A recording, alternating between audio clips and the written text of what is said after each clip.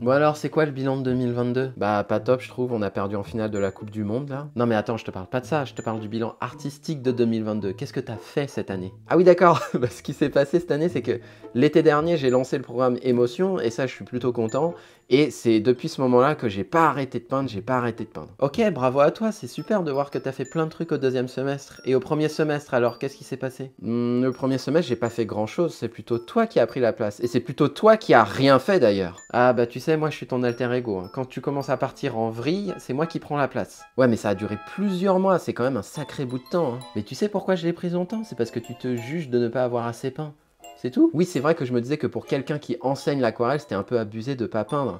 Et plus je me disais ça, moins je peignais d'ailleurs. Bah oui, tu vois. Et dès lors que t'arrêtes de te juger pour ce que tu devrais faire et que tu te concentres plutôt sur ce que t'as envie de faire, là, il y a tout qui change. Comment ça, j'ai pas compris? Bah tiens, prenons l'exemple de cette vidéo de bilan. Est-ce que t'avais envie de la faire? Bah non. Et à partir du moment où tu te dis qu'il faut que tu fasses cette vidéo parce que c'est la bonne chose à faire et que ne pas la faire, c'est la mauvaise chose à faire, c'est exactement à ce moment-là que tu arrives pour procrastiner. Exactement. Et qu'est-ce qui a fait que tu l'as faite finalement cette vidéo? Je me disais que j'avais pas envie de faire une vidéo classique face caméra et que ce serait plus fun de faire ça sous la forme d'un dialogue. Et voilà. Et quand Bibi arrive, c'est qu'il y a deux possibilités. Soit cette activité n'est juste pas faite pour toi, soit la forme ne te convient pas. Oui, c'est ça. Et si on revient à l'aquarelle et à l'émotion que tu as lancé cette année, pourquoi selon toi, les élèves peignent beaucoup plus dans le cadre du programme? Parce qu'au fond, je leur propose un environnement sans jugement, fun, avec un cadre et une méthode. Et voilà, tu as changé la forme et le contexte dans lesquels les gens pratiquent et forcément, ça les incite à poursuivre. Mais au fond, le programme émotion, je l'ai fait surtout pour moi, pour relancer ma créativité.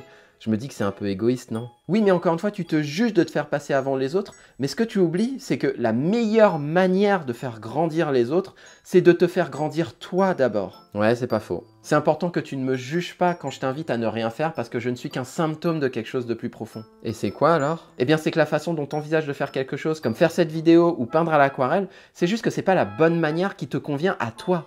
Ouais. Et que si peindre à l'aquarelle est important pour toi, t'as juste besoin de trouver un environnement plus fun, plus enthousiasmant et avec plus de clarté. Ouais, c'est vrai. Du coup, est-ce que tu penses que ce premier semestre de procrastination a été si inutile que ça? Mais non, en fait, t'es hyper important, je vais arrêter de te juger.